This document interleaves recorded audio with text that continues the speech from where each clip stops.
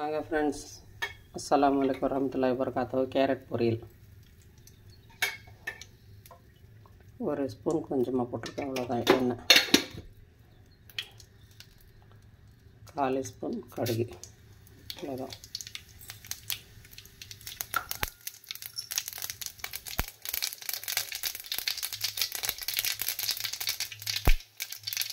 ஒரு 4 உளுத்தம்பருப்பு. என்னடா எல்லாத்துக்கும் உளுத்தம்பருப்பு போடுறாங்களேன்னு நினைக்காதீங்க, உளுத்தம்பருப்பு உடம்புக்கு நல்லது, அதனால். கூடவே 4 பச்சை மிளகாய் கீரி வச்சுருக்கேன், உடம்புக்கு நல்லது, அதனால் போடுறது. கொஞ்சம் சவந்துட்டு வெங்காயம்,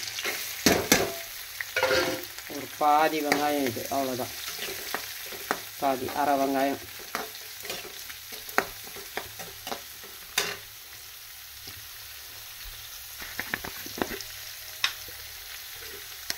இன்றைக்கி உங்களுக்காக தான் இவ்வளோ, என்னால் ஃபோன் பிடிக்க முடியல, இருந்தாலும் செய்கிறேன். பாருங்க, அரை ஸ்பூன் உப்பு.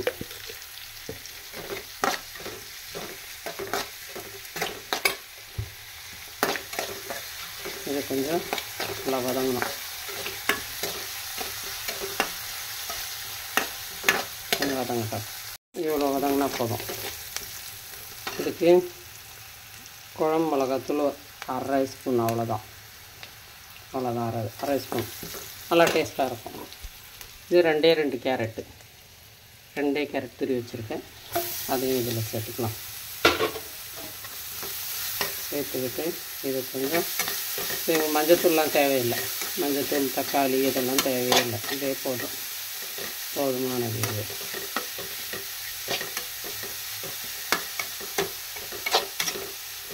இதை நல்லா கொஞ்சம் பச்சை வாசனை போகிற மாதிரி வதக்கிக்குவோம்.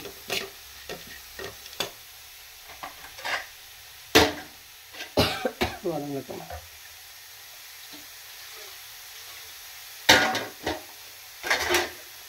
ஒரே ஒரு டம்ளர் தண்ணி இந்த கேரட் இதுலேயே அலசி ஊற்றிக்கலாம்.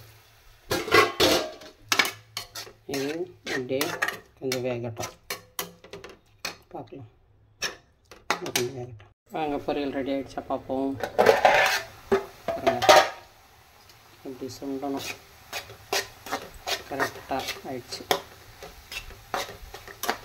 மத்தியானத்துக்கு இதை சாப்பிட்டு மிச்சம் இருந்துச்சுன்னாக்கா என்ன பண்ணுவேன், இவ்வளோ இருக்கா, மிச்சம் இருந்துச்சுன்னாக்கா இதை நான் இல்லை, யாராவது கொஞ்சமாக தேவைப்படுறவங்க சாப்பிட்டு இவ்வளோ இருந்தால் கூட சரி, கொஞ்சம் அதிகமாக இருந்தாலும் சரி, ஒரு முட்டை போட்டு நல்லா சூடு பண்ணி ஃப்ரை பண்ணி எடுத்துட்டோம்னா எதுவுமே போட தேவையில்லை, வெறும் ஒரே ஒரு முட்டை உடச்சி ஊற்றி அப்படியே கிளறி கொஞ்சம் பெப்பர் போட்டு இறக்கிட்டு சப்பாத்திக்கு சாப்பிட்டா சூப்பராக இருக்கும்.